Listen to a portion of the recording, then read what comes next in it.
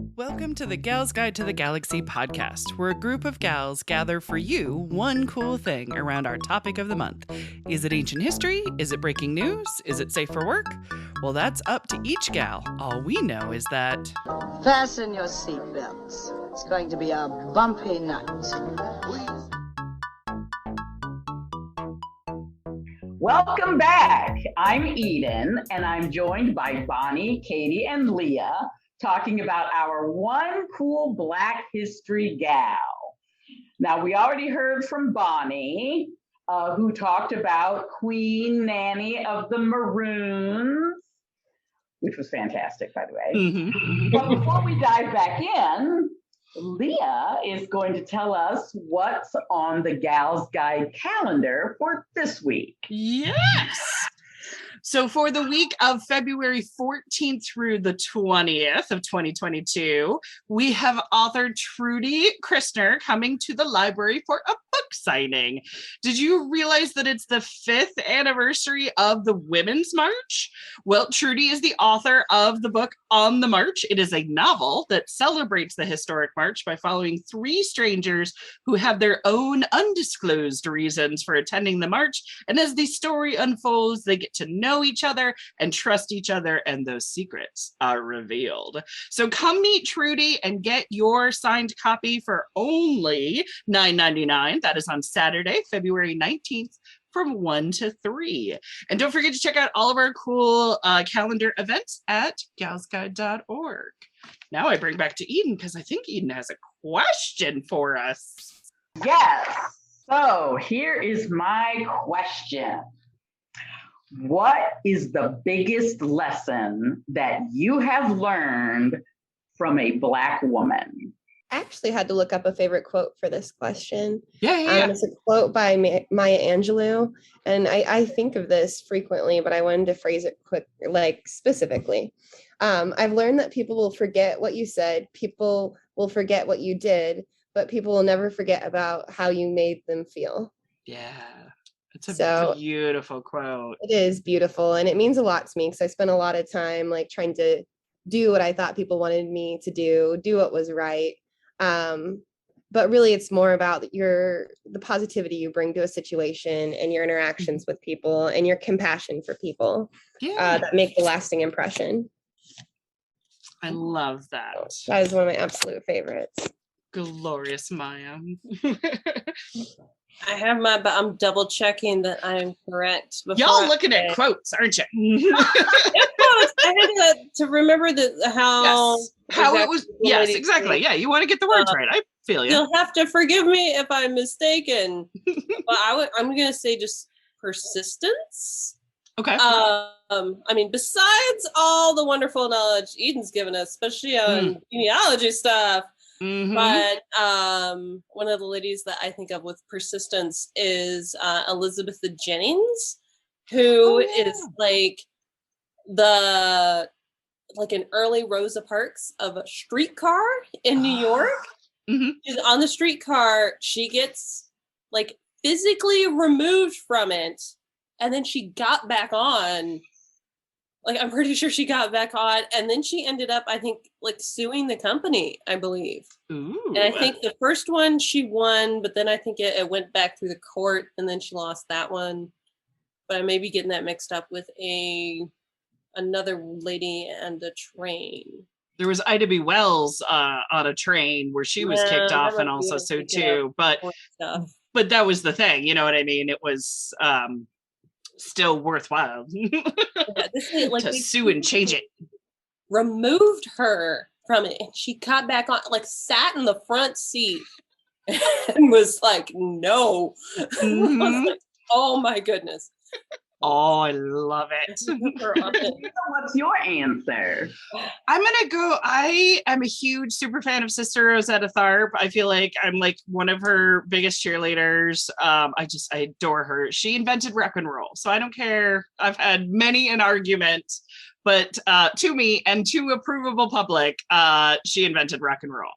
And what I really learned from her, when the fact that she was buried without a tombstone, was that Black women do not get the proper credit they deserve for a lot of what they have created and a lot of the culture that we embrace. And so it's always kind of like piss me off in a good way. You know what I mean? Like, let's give people credit, and let's especially make sure that Black women are getting the credit that they so rightly deserve, because they seem to be the first to not get credit. And that's not cool. That's a big example of intersectionality, because you know, she's a woman, and of course we tend to think of rock and roll as a guy thing, at least for years. Yeah. You know, and then on top of it, she's a Black person, when we tend to think of white people inventing things. And she was bisexual and kind of open about it too. So we're talking, you know, that 50s, 60s, another peg for, oh, no, we don't know who she is. You know who she is, and you know who you're stealing from. Just give her credit. Okay, so my biggest lesson. Yes. Probably, because you know I'm the genealogist person. So one of my grandmothers, my dad's mom, she used to say, and this became kind of a motto within the family, it's better to be respected than to be liked. And an offshoot of that is people don't have to like you, but they better respect you. There you go. And so you better give them a reason to respect you. Yeah. And I think that that whole concept of people not having to like you, you know, is huge. It's kind of freeing. Us feel like we're a failure if someone doesn't like us. But my grandmother basically said, you know, as Black people, lots of people don't like Black people for no real reason. Right. So, you know, there's nothing you can do about it. But based on how you live your life, they can respect you. Yeah. I like that. That is a big one, a big life lesson to constantly reflect on and touchstone on. And that's a good one. Ooh, well, who do you have for us, darling? Okay, so I was doing some research because I was going to do a completely different person. And then stumbled across in my own family someone just as worthy. Look at that. I know, right? So I refer to her as the Black powerhouse of Southern Indiana. Ooh, I like it. A local gal. Nice. So I'm talking about Grace Wilson Evans. Ooh. So she was my great grandmother on my father's side. Nice. So she was my dad referred to her as Granny, which is of course what you call your grandmother, Granny. She was born on the 5th of December, 1892 in Danville, Virginia, which is in Pittsylvania County. She was a graduate of Hampton University, which at the time was called Hampton Normal and Agricultural Institute. And then I think it became a Hampton Institute, and then eventually Hampton University. Her mother was a woman named Winifred S. Inge, who lived from 1864 to 1962. And Winifred was also an early graduate of what is now Hampton University. Hampton University, if you don't know, started out as a school for African Americans and Indigenous Americans. So it was definitely people of color. I actually have a photograph of Miss Winifred with what would have been her great grandchildren. So that would have been like my dad's cousins, just to throw that out there. Anyway, her father was a man named Andrew James Riley Wilson, and he was born in 1858. I'm not sure when he died though. So anyway, she had 3 brothers and she had a sister. who coincidentally married a man on my dad's mother's side. Ooh. So this one man is related to me. He married a woman who's also related to me. So they're not related to each other, but yeah. They're both related to me. The tree thickens. Right. Now, Grace's father had a second wife because, people, didn't always work out. So Grace had some half siblings. She had three half siblings who were half brothers. And then she had a half sister who was born in 1917. And I actually met this woman. Oh. So she and her husband both died in 2011. So they lived a good old long time. Yeah. Yeah. So Grace was married first to a man named Edward Carter, and they had 3 children, a son and 2 daughters. And then her second marriage was to my great-grandfather, who was Frederick Harris Evans Sr., because my dad was Frederick Harris Evans III, and then my brother is the 4th. Oh, look at that. Yeah, totally.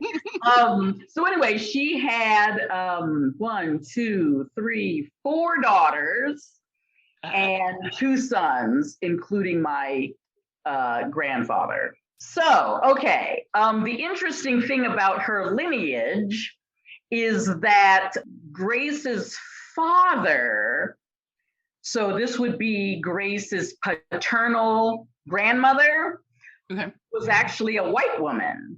Oh. No, she was a biracial woman named Jane. Okay. Jane's father was biracial, and he married a white woman in Virginia in 1816. Oh my God. There's a marriage license. So this was like legal. Whoa. Now, I'm still trying to figure out how that happened. That's amazingly wonderful, though, that it happened. Yeah. Right. So the white woman that he married is actually the great whatever granddaughter of a woman named Judith Jefferson, who had a very famous nephew named President Thomas Jefferson. There it is. But anyway, that's a little side note.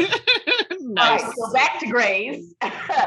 So Grace Wilson Evans chaired the executive board of the National Association of Colored Women. Ooh. The National Association of Colored Women was founded in 1896 by a bunch of Black activists who were not allowed to join the white women's National American Women's Suffrage Association, which was headed by Susan B. Anthony and a bunch of other people. Right. So since they couldn't join with the white women because the white women didn't want to be around them, they started their own group. Yeah. I mean, I'm glad they started their own, but Susan B. I know, right? So the National Association of Colored Women advocated for a wide range of reforms to improve life for all African Americans, both male and female, during the Jim Crow era of segregation. And their motto was lifting as we climb. It's one of my favorite mottos. Yes. Right. So they don't just climb that ladder. They climb it up and reach down to grab the hands of the next women. Well, let's all get through here. Yeah. Totally. So the National Association of Colored Women became the National Association of Colored Women's Clubs in 1904. And then later on became the National Association of Colored Women's Clubs, Inc., Incorporated. By 1916, so this is around the start or whatever or I guess World War I is getting underway, has gotten underway. I'm not sure when America got into it. Right. I know it was later. Anyway, by 1916, there were almost 100,000 members. Ooh. Of the National Association of Colored Women's Clubs. And they promoted they were pro voting rights for everybody. They were anti-lynching. because who wouldn't be? I know, They right? were they were anti-discrimination because, again, who wouldn't be? But they also promoted concerts and literary groups. Ooh. So if Book club. the Outside Library had existed back in the day, they would have been there. Yes, yes, yes, yes. And more than welcome, unlike Susan B. Totally. So they did a bunch of fundraising. They fundraised money for social services, for kindergarten, for elder care, for orphanages, for libraries, of course, Look at that. and war bonds. Yeah, yeah. Because, World War I. Yeah. So as a little side note, in 1997, a historical marker went up at 2034 North Capitol Avenue in Indianapolis. Okay. So that's just north of the main building of Methodist Hospital. Okay. Just north. There's this 2-story house. Yeah. And the marker is right in front of the house because that house was the location of the headquarters of the Indiana Federation of Colored Women's Clubs. Yes. I think I have seen the marker. Yeah, yeah. Yes. So that was a place where Grace went a lot for various meetings and what have you. Nice. So, Mary McLeod Bethune. Yes. Okay, that was the woman I was going to do when I realized how much my own great-grandmother had to do. So Mary McLeod Bethune was herself a Black suffragette.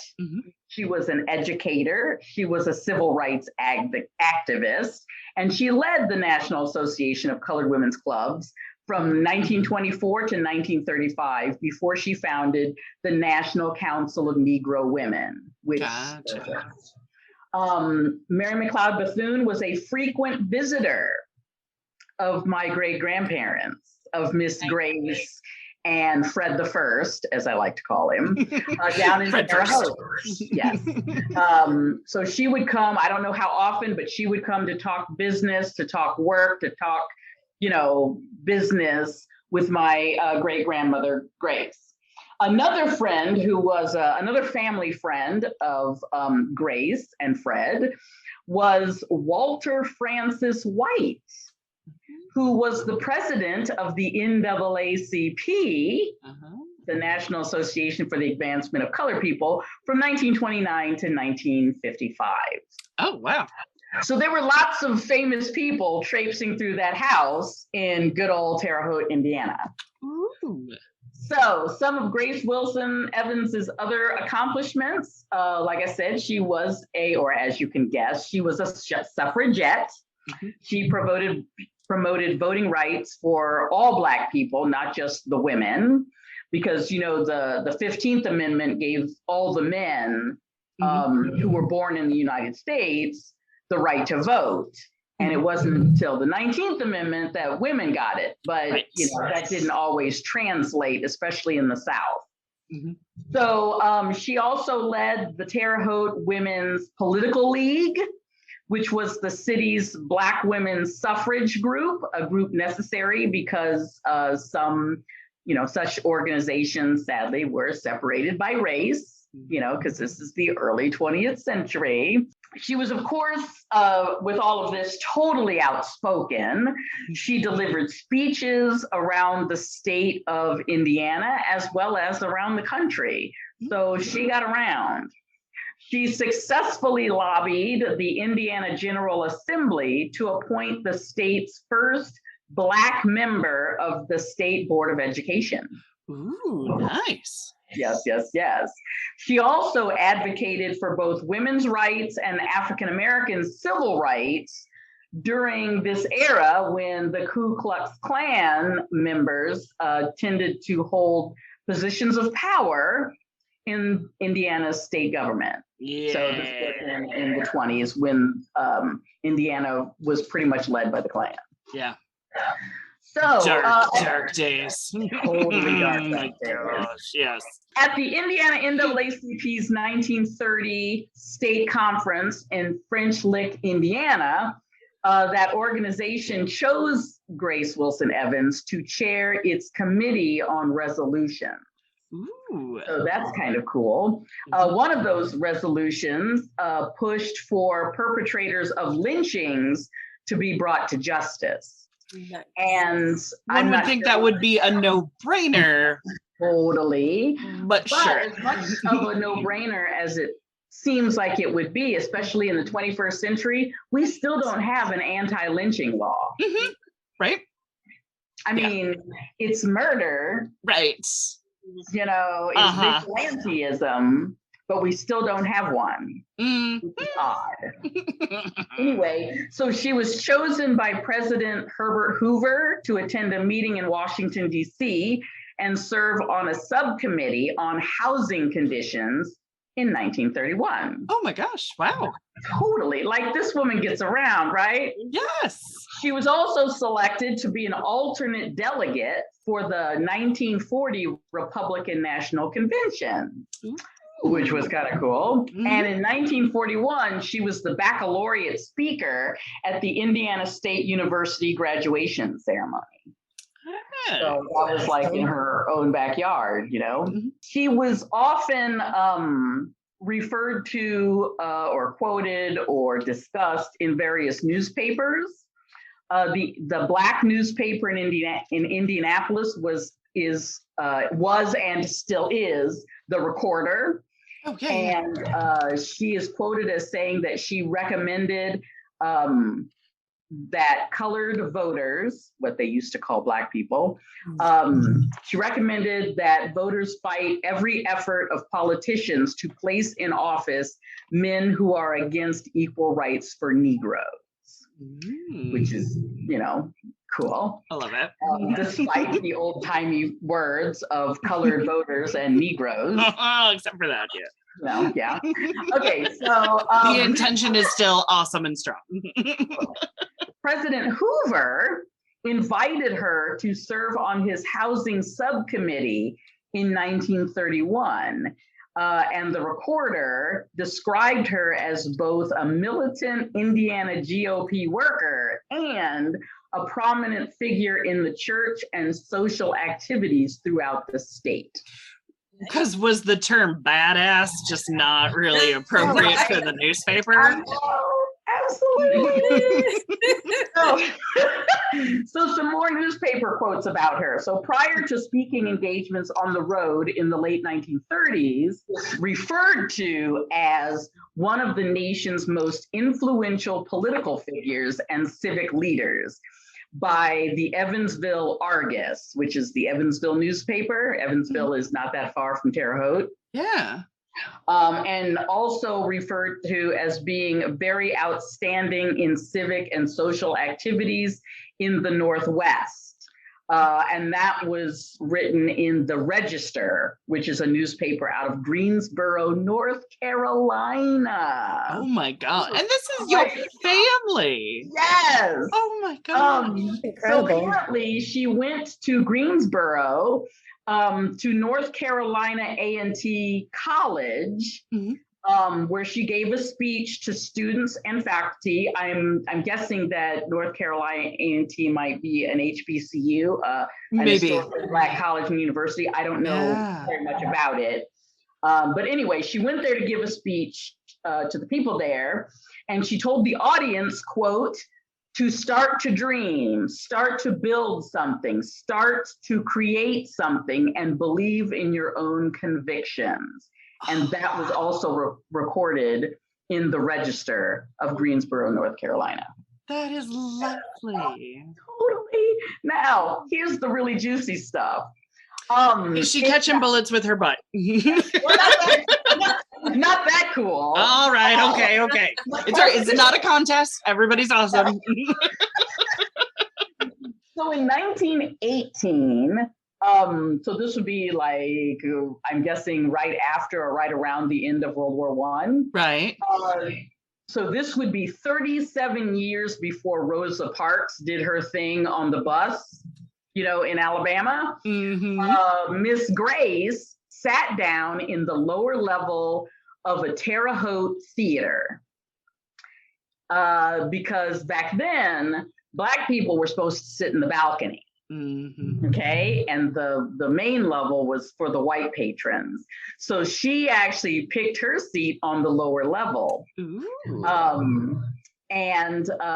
So seating in the local theater was segregated. When confronted, she refused to walk up to the balcony seating and was forced to leave. She ended up suing the theater owner, because why wouldn't she, right? Yes. As recorded later, she didn't win, but she did get her case to court. Yeah.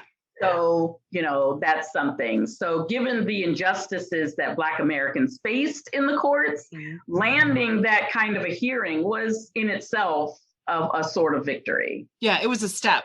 It was, it was being recognized that this is not right and having it on the record. Yeah. Totally.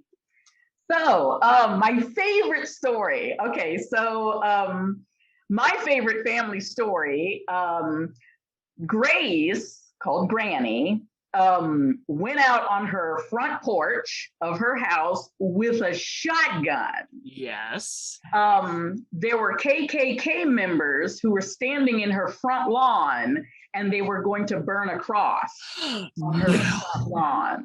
She went out there with a shotgun and said, "Oh, no, you not." Or as my son would say, "Nah, fam." Oh, no. Badass once again. Right. Wow. So as if that wasn't badass enough, she recognized several of the men. Now, how she did that with them wearing their like white robes and whatever. Sure, because there's like 15 people in the town. No, I don't know. Totally. So she recognized some of them and called them out by name and chastised them for their racism. Was she going to tell their mama? Pretty much. She was like, "Oh, I know you, you're so-and-so, your mama and I, blah, blah, blah, blah, blah." So I bet she went all Black mama on everybody. Damn so straight. Not only did that cross not get burned in her front yard, but she single-handedly shamed those men into leaving her and her family alone. Yes. Cha-ching. I like it. All right. So being Terre Haute, obviously they're going to be Indiana State University people, right? So the Phyllis Wheatley home. Oh, Phyllis yeah. Wheatley was the poet. She was enslaved, but she was a poet, and she was like the first Black person to have something published in the United States. Right. Kind of thing. The Phyllis Wheatley home opened in 1922 as an association of African American youth. It was founded by the Phyllis Wheatley Club. And guess who was the president of the club? Was it? Grace. Oh, Miss Grace. Look at you, Miss Grace.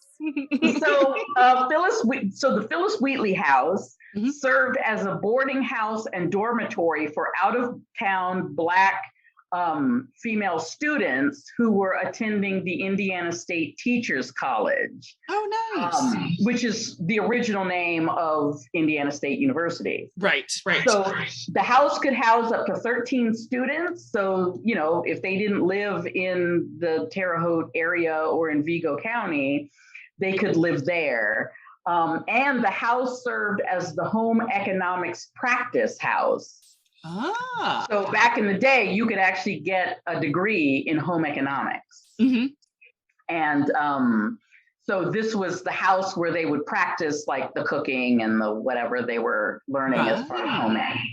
This is where the pottery wheel was that I'm always imagined in home ec. Yes. So Indiana State Teachers College became Indiana State University in 1961, just in case anybody wanted to know that. Cool. All right. So she was considered one of the strongest voices in Terre Haute. She's as quoted by Dr. Crystal Michael Reynolds,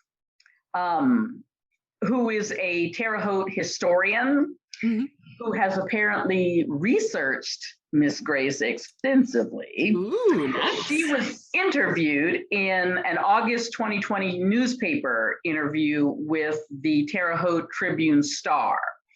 And Dr. Reynolds referred to Grace Wilson Evans as being fearless. Yes. Which she kind of was. Reynolds regarded Evans as part of the hidden history of African Americans in the community. Yeah. And they did that piece because it was the anniversary of the 19th Amendment. Oh, gotcha. Yeah. For the 2020 centennial. Yes, exactly. Bicentennial. Right. But not bicentennial. Centennial. Centennial, yes. So this victory in voting rights, meaning the 19th Amendment, it was supposed to affect all women, but like we all know, the South was not Jim Crow. keen. Yeah. So Southern Black people, male and female, continued to face barriers to voting. So there were poll taxes and literacy tests and property ownership requirements. And of course, threats by people. And in case you didn't think she was cool enough already, she also at one point ran for mayor of Terre Haute, Indiana. Ooh, I love it. She didn't win, but she ran. She put her name on a ballot. I like that. Totally. So Grace died at the age of 64 in her home on the 11th of June, 1952, of diabetes-related complications. Gotcha. And if you remember when I was talking about her parents, her mother died in 1962. So her mother actually outlived her. Wow. Yes. So those racist barriers that kept Southern Blacks from voting remained pretty much in place until the Voting Rights Act of 1965, which was signed into law by President Johnson, Lyndon B. Johnson, 13 years after she died. Wow. So to quote Crystal Reynolds of the Terre Haute Tribune-Star in August 2020, she would have been happy that women got the right to vote because she was such a brave woman. When she died, she was survived by her husband and 7 of her children and 3 of her siblings and half-siblings, and she's buried in Highland Lawn Cemetery in Terre Haute, Indiana. Oh my gosh. That's amazing.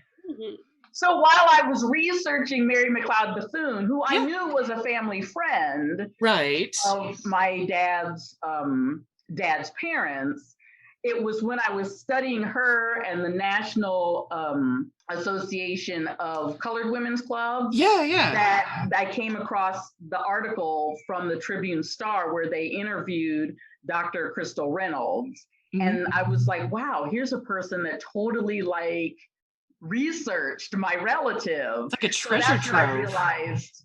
So that's when I realized I had to switch people. Yes. It's like your ancestor was calling to you. Sorry, go ahead, Katie. Did you contact Dr. Reynolds? You know what? I tried to.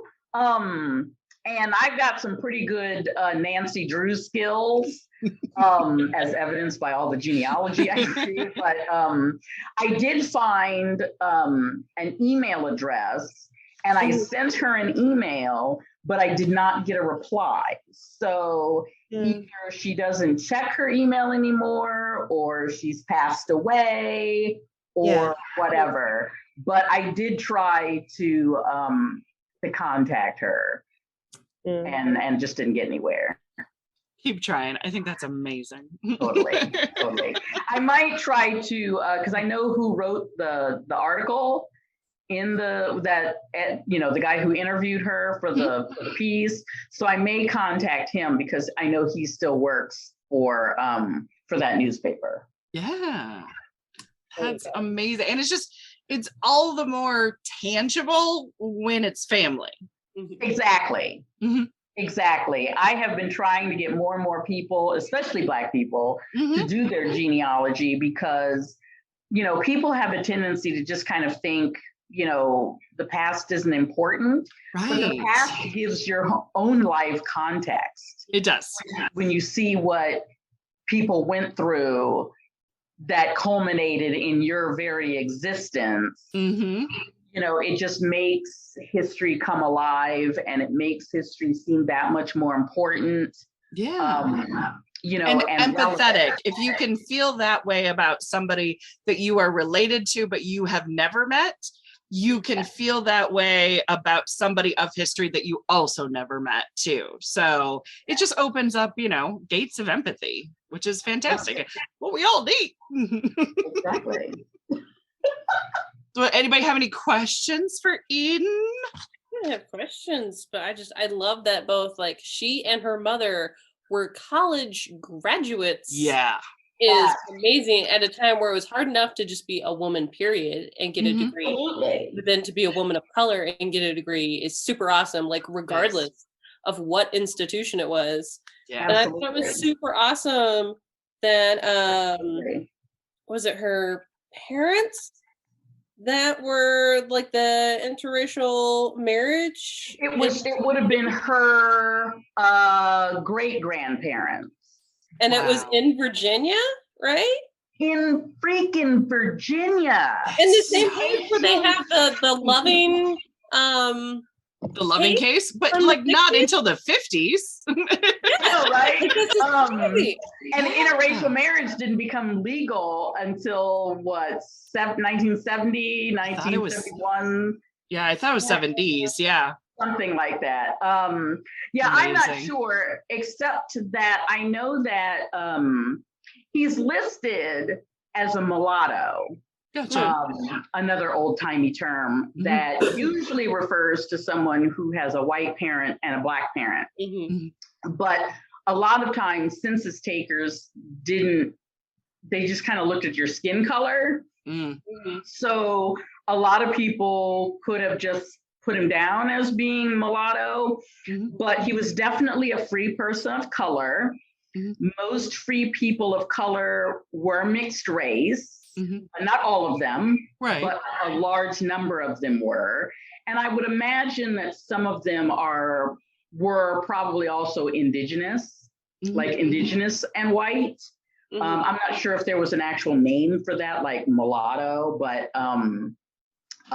it probably organically got grouped into the same thing, which is not great. Right. So I'm guessing that if he was part Native American, there was a time when people didn't quite frown on Native Americans and white people getting married, because that actually happened a lot.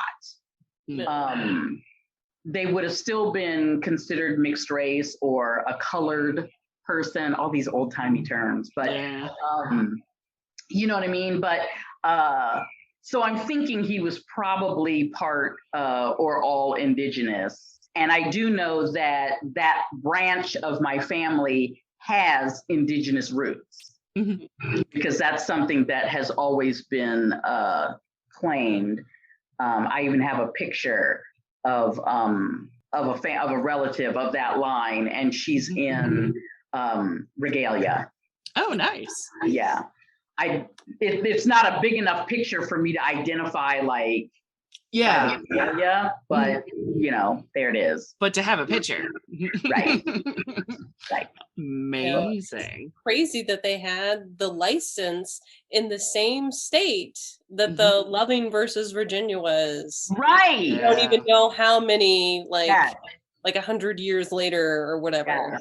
And Mildred, who was the wife of, she was Mrs. Loving. I know that she was part Black and part Indigenous.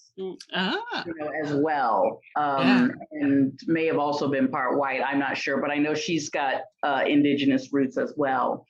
But yeah, funny that all related. I just keep saying this. We are all cousins.